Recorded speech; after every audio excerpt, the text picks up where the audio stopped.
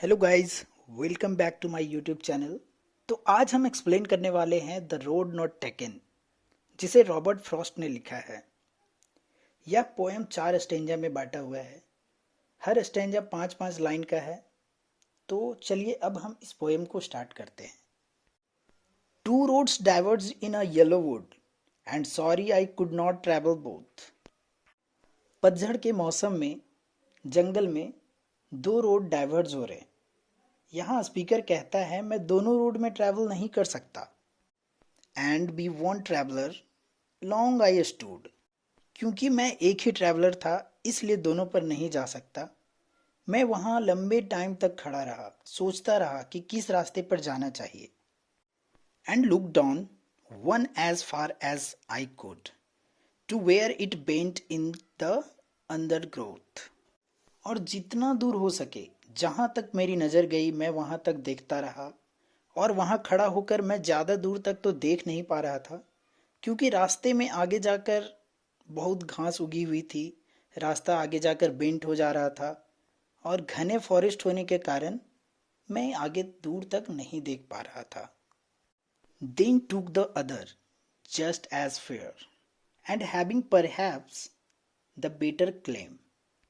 अब स्पीकर दूसरा रास्ता ले लेता है और वह यह रास्ता इसलिए चूज करता है क्योंकि उसे लगता है कि शायद यही रास्ता उसके लिए बेटर है।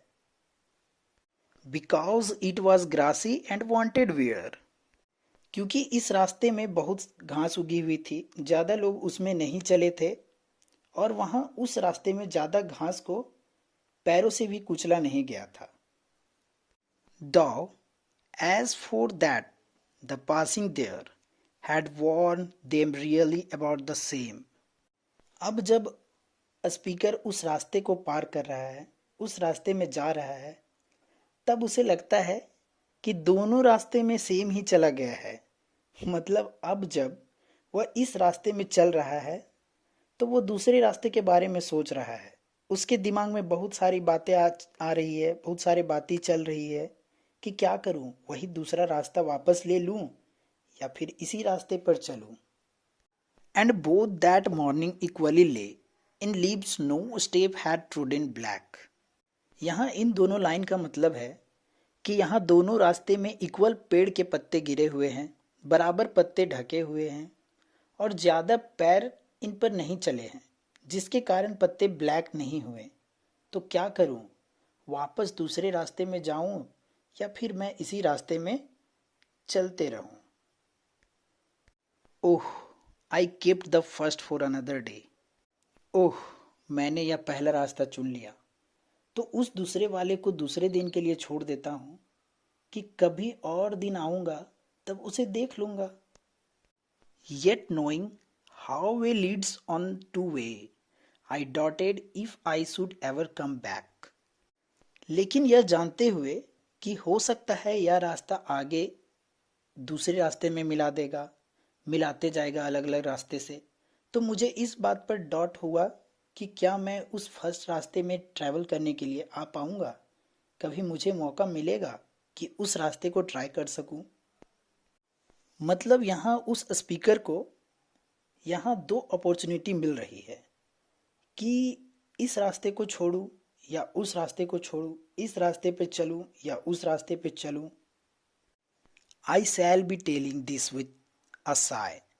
Somewhere ages and ages hence, two road diverged in a wood, and I took the one less traveled by, and that has made all the difference.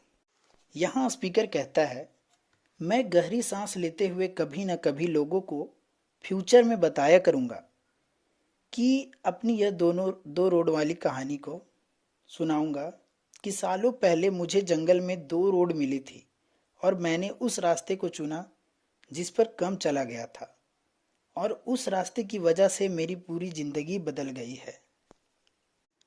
तो फ्रेंड्स, इस पोएम का यह मतलब है कि हम लोग की ज़िंदगी में भी कभी ना कभी ऐसा मोड़ आता है जहां हमें ऐसे दो रास्ते मिलते हैं, पर पता नहीं रहता कि वह रास्ता उसके लिए अच्छा रहेगा या नहीं रहेगा। मैं एक एग्जांपल बताता हूँ कि हमारे बीच में कोई ऐसे स्टूडेंट होंगे जो 10th में होंगे या 12th में होंगे, उन्हें यह समझ नहीं आने लगता है कि आर्ट्स ले या साइंस ले या कॉमर्स ले। और अगर कोई स्टूडेंट साइंस लिया, अच्छा नहीं लगेगा तो वापस आकर आर्ट्स ले लूँगा यह सोचता है। पर ऐसा नहीं होना चाहिए, क्योंकि हमें यह पता होना चाहिए कि यह रास्ता कभी न कभी फिर आगे किसी रास्ते में ज़रूर जोड़ेगा। इसीलिए हमें हिम्मत नहीं हारना चाहिए।